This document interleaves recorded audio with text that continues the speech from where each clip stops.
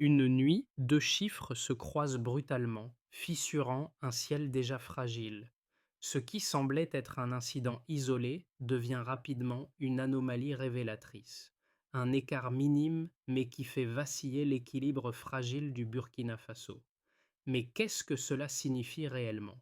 Lorsqu'Ibrahim Traoré scrute chaque signal, chaque variation, il pose une question capitale. Comment des écarts invisibles peuvent-ils redéfinir une stratégie nationale, remettant en cause des perceptions jusque-là stables? Et si cette fragilité discrète annonçait un changement d'ampleur dans la dynamique du pouvoir? Le Burkina Faso semble être dans une situation de vulnérabilité, mais les signaux faibles qui se sont manifestés pourraient bien redéfinir cette perception. En effet, ces micro-variations, d'abord discrètes, se transforment en indicateurs d'une menace invisible qui pourrait remettre en question l'équilibre stratégique du pays. Le pays ne doit pas seulement réagir à ces anomalies, mais les anticiper avant qu'elles ne prennent forme. Grâce à une analyse minutieuse des données collectées, les équipes locales et les autorités pourront non seulement répondre à cette menace, mais aussi en tirer des enseignements cruciaux pour l'avenir. L'enjeu ici est de taille. Une gestion efficace de ces signaux faibles pourrait bien constituer la clé de la souveraineté nationale à long terme. Les premières observations des équipes locales, à première vue, semblaient insignifiantes, mais rapidement, une tendance se dessine, une série d'anomalies similaires signalées à des intervalles rapprochés. Ce n'est plus une simple variation aléatoire, mais une répétition méthodique. Ibrahim Traoré, en demandant à croiser et aligner les données, comprend qu'il y a un schéma sous-jacent qui échappe à la perception immédiate. En l'espace de moins de 48 heures, ce qui semblait être un incident localisé se transforme en un indice de plus en plus mesurable d'une activité aérienne ciblée. Les rapports mentionnent des signaux identiques provenant de zones éloignées, suggérant une intrusion plus systématique qu'on ne l'avait d'abord imaginé. Une surveillance aérienne en pleine expansion devient alors le cœur d'une analyse critique. Les premières vérifications révèlent que ces signaux, loin d'être isolés, forment un schéma dont les implications dépassent largement la simple observation technique. Une fois ces données croisées et interprétées, elles révèlent une dynamique bien plus complexe. Chaque chiffre devient un indicateur clé, chaque minute qui passe rend l'équation plus claire. Ce n'est pas un événement ponctuel, mais un processus de reconnaissance méthodique visant à tester la réactivité du pays à des intrusions extérieures.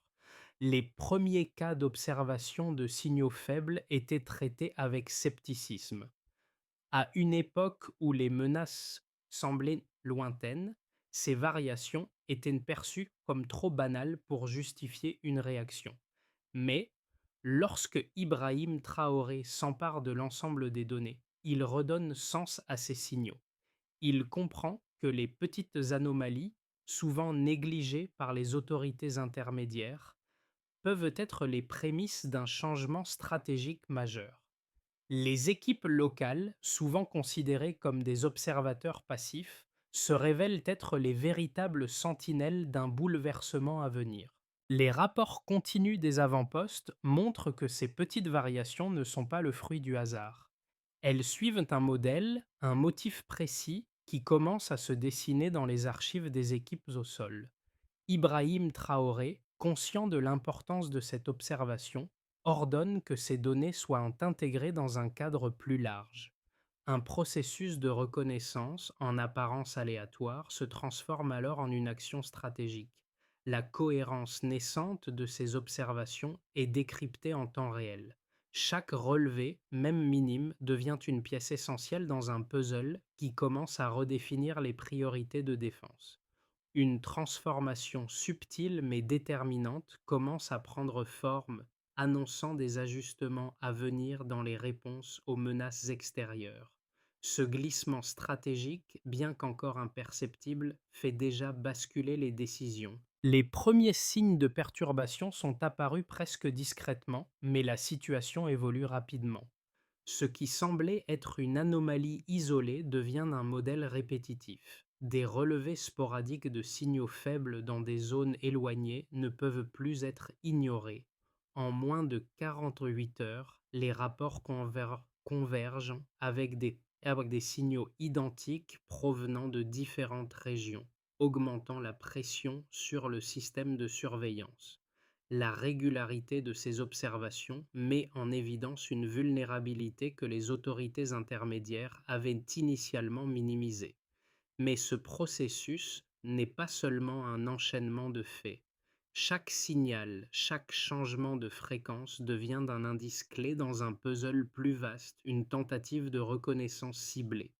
Le début de la réponse n'est pas immédiat. Les équipes locales, encore très frileuses, commencent à remettre en question les modèles préétablis. Les rapports des stations de terrain deviennent plus détaillés, plus précis. Cependant, le véritable tournant ne se produit que lorsque Ibrahim Traoré prend la décision de croiser les données de manière plus structurée. Il ordonne un recalibrage complet du système de surveillance pour aligner les différents segments du réseau. Ce changement ne se limite pas à un ajustement technique. C'est une révision complète de la manière dont les menaces sont perçues et analysées. Ce mouvement stratégique va rapidement conduire à une réaction collective. La densité des signaux auparavant ignorés devient la clé pour une anticipation rapide. Les équipes de terrain se préparent à un nouveau type de défi. Non plus une surveillance passive, mais une vigilance active, alimentée par une analyse systématique des microsignaux. Les données collectées lors des premiers incidents se sont progressivement affinées et ont permis de faire émerger des chiffres clés qui modifient complètement la perception initiale de la situation. L'observation répétée des signaux faibles dans des zones isolées a permis de repérer une fréquence anormale des variations dans des intervalles de temps très rapprochés. Ce qui semblait être un simple bruit de fond devient un indicateur précis d'une activité ciblée. En l'espace de 48 heures, ces anomalies ont convergé pour former un modèle cohérent. Les rapports des stations locales ont montré une intensité croissante des relevés, suggérant un processus méthodique plutôt qu'une simple erreur technique. Les chiffres clés se multiplient à mesure que les données sont croisées et comparées. Le passage de l'observation sporadique à une série de rapports détaillés montre que le comportement des équipements aériens observés ne correspondait plus à des trajectoires erratiques, mais à un schéma précis de reconnaissance. Le calcul des trajectoires des drones et la corrélation des intervalles de temps montrent que chaque appareil suivait un modèle distinct, mais cohérent, errant. En complément, les chiffres bruts montrent aussi une diminution légère mais significative de l'altitude des drones, passant de 2000 mètres à 1500 mètres avant de descendre encore à 1800 mètres. Ces ajustements de hauteur en apparence mineurs constituant en réalité une tentative d'évasion des radars recalibrés. Ce changement de comportement indique une stratégie d'adaptation face aux capacités d'interception locales. Ces chiffres sont plus que de simples données. Ils constituent des preuves irréfutables que l'activité observée n'est pas le fruit du hasard. Chaque mesure devient un élément d'une chaîne causale qui refonde toute la compréhension des risques aériens dans la région. Les deux points de vue sur l'opération diffèrent fortement, mais les données disponibles offrent un cadre pour une analyse plus précise. Le premier point de vue défendu par certains analystes est que la réussite de l'opération burkinabé ne résulte pas tant de l'efficacité des ajustements techniques, mais des limites inhérentes des appareils utilisés par l'adversaire. Selon cette interprétation, les drones auraient opéré à une capacité sous-optimale, évoluant à des altitudes relativement faibles, et la neutralisation rapide des appareils ne serait donc qu'une conséquence logique de leur incapacité à exploiter pleinement leur potentiel. L'argument repose sur l'idée que des équipements plus sophistiqués ou un opérateur plus agressif auraient facilement pu contourner les systèmes locaux. Le second point de vue, plus nuancé, prend en compte l'efficacité des ajustements réalisés sur le terrain. Si le recalibrage des radars burkinabés a été jugé insuffisant avant l'opération, il s'est révélé être une réussite technique au moment de la confrontation. En ajustant les fréquences et les trajectoires des radars, les équipes locales ont pu suivre les variations d'altitude avec une grande précision, une capacité qui ne dépendait pas uniquement de la technologie, mais d'une méthodologie d'analyse minutieuse. Cette approche a permis de neutraliser les drones en seulement 6 minutes, ce qui démontre que même un système apparemment obsolète peut, avec les bons ajustements, se révéler efficace face à une menace ciblée. Dans cette perspective, la réussite n'est pas simplement liée à la nature des équipements ou à la sophistication des opérateurs, mais à la manière dont les informations ont été interprétées et utilisées pour anticiper les mouvements des drones. Les microsignaux, perçus comme insignifiants par beaucoup, ont été transformés en éléments clés d'une stratégie cohérente. Cela démontre que l'efficacité réside autant dans la capacité à comprendre et exploiter les données que dans la puissance matérielle des systèmes en place. Le renversement de la situation s'effectue en un éclair. Ce qui semblait être une série d'incidents isolés devient une preuve indiscutable de la méthode sous-jacente. L'observation aérienne n'était pas simplement aléatoire, mais visait à tester les capacités de réaction du pays. Les ajustements rapides des radars locaux, leur capacité à suivre des variations aussi subtiles font la différence.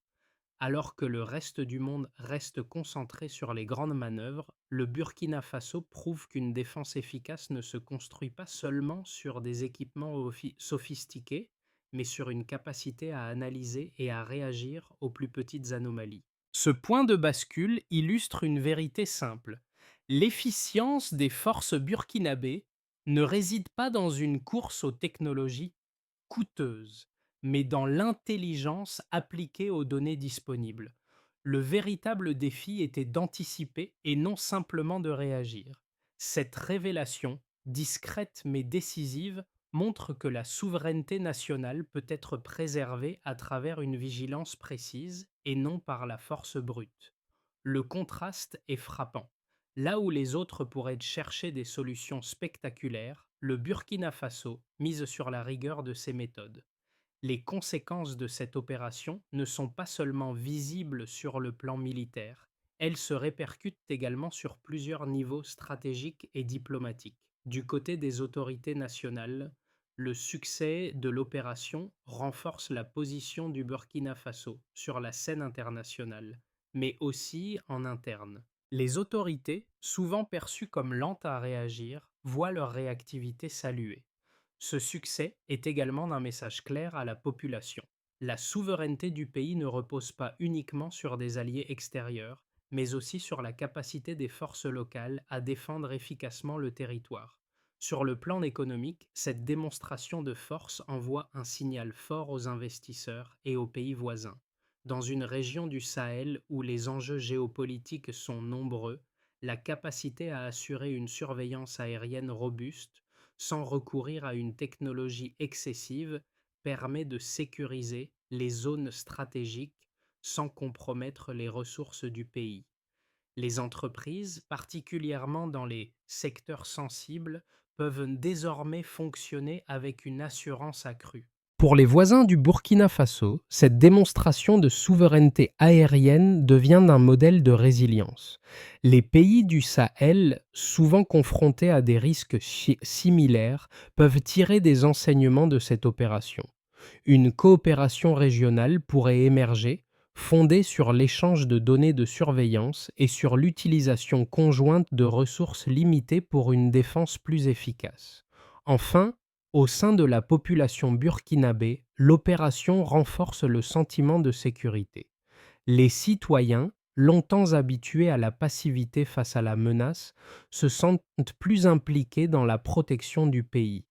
Les relevés de signaux faibles, d'abord ignorés, deviennent une arme à part entière dans la défense nationale et chaque observation citoyenne est désormais valorisée. Dans une première trajectoire possible, le Burkina Faso continue de renforcer ses capacités de surveillance sans recourir à des technologies coûteuses.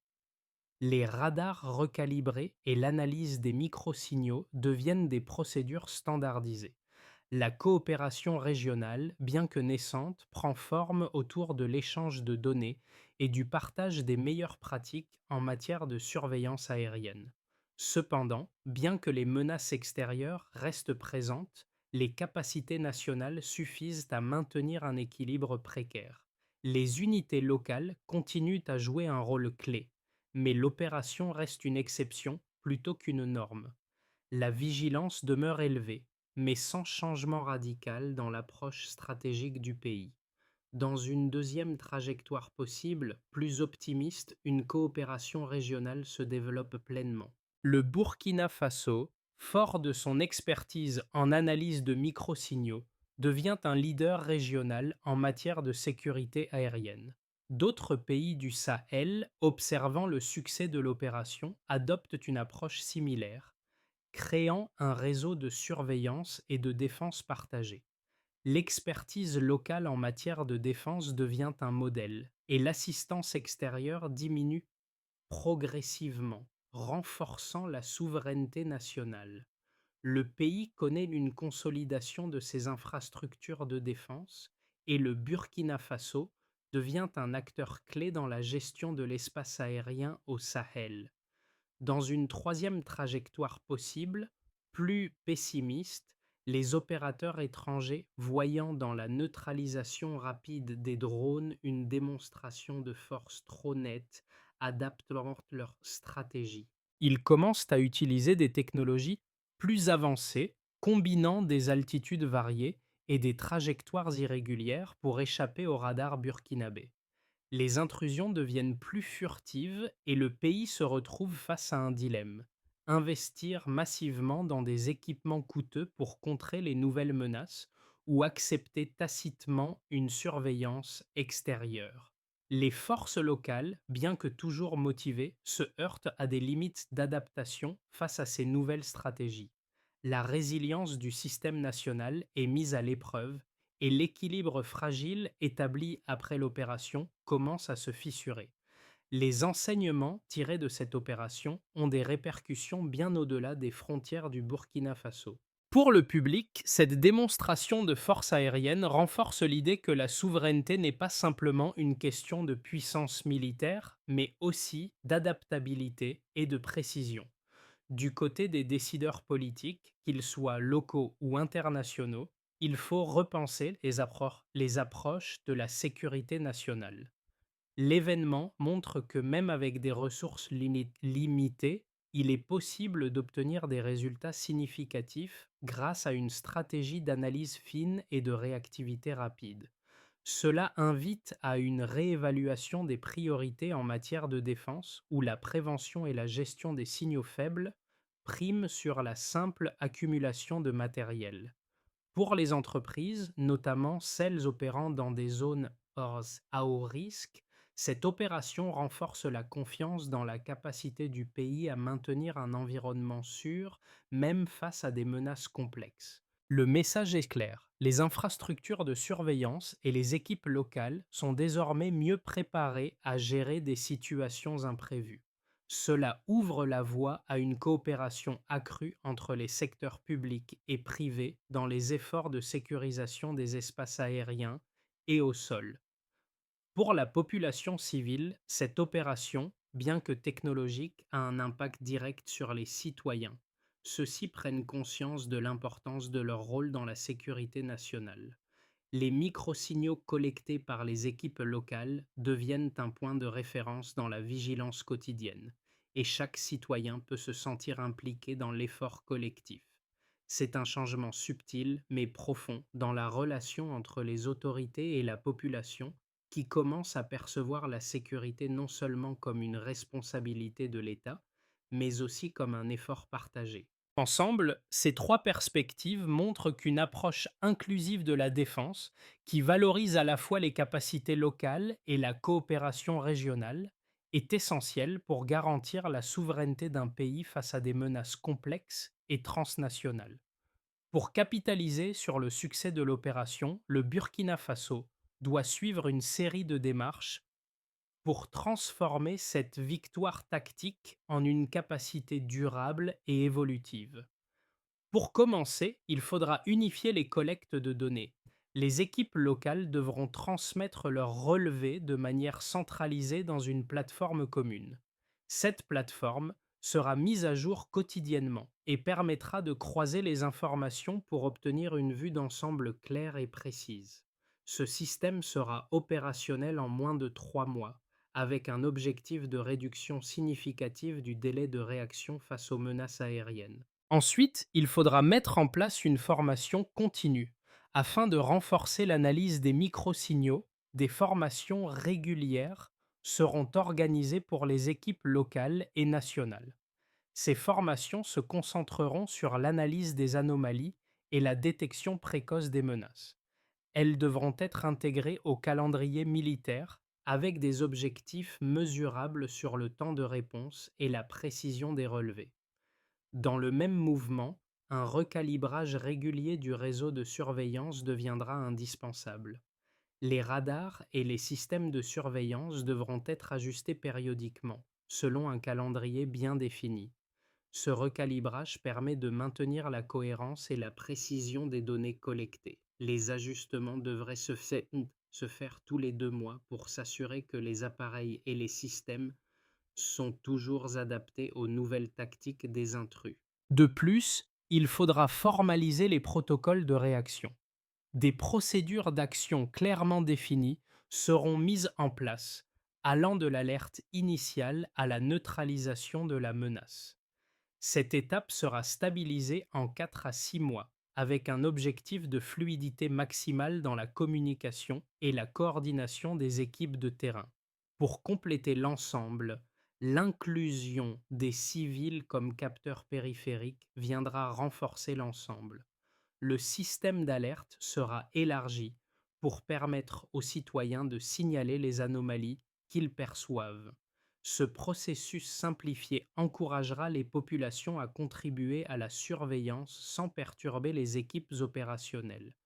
L'efficacité de ce système sera mesurée par le nombre d'alertes pertinentes reçues chaque mois. Avec ces 5 démarches, le Burkina Faso pourra construire un modèle de défense évolutif et durable, capable de répondre à des menaces changeantes, tout en impliquant les citoyens dans la préservation de la souveraineté nationale. L'opération a commencé par des signaux faibles, presque invisibles, qui, une fois connectés, ont révélé un tableau stratégique complet. Ibrahim Traoré, en observant chaque détail, a su transformer ces fragments isolés en une vision cohérente, redéfinissant ainsi les capacités de défense du Burkina Faso. Ce processus met en lumière une vérité simple. La souveraineté ne réside pas dans la quantité de matériel, mais dans la capacité à lire et à réagir aux signaux subtils qui nous entourent.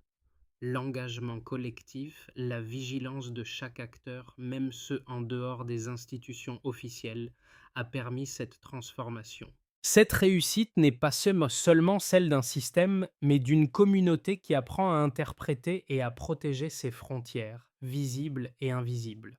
En regardant ces résultats, un sentiment se dégage. Chaque petit détail compte, chaque signal a sa place dans la défense collective. À travers cette opération, le Burkina Faso a démontré que la souveraineté ne se limite pas à des équipements sophistiqués, mais qu'elle repose sur une vigilance partagée. Le pays a su transformer de petites anomalies en une véritable force stratégique, un modèle qui pourrait inspirer d'autres nations. Maintenant, la question qui se pose est: et vous, comment percevez-vous la sécurité dans votre propre pays? La vigilance collective, la prise en compte des signaux faibles, n'est-elle pas la clé pour protéger ce qui nous est cher? L'avenir de la souveraineté nationale réside dans notre capacité à voir ce que d'autres laissent échapper. Engageons-nous ensemble à suivre ces traces invisibles et à les transformer en décisions fortes. Quelles étapes pouvez-vous franchir dès aujourd'hui pour participer à la sécurité de demain?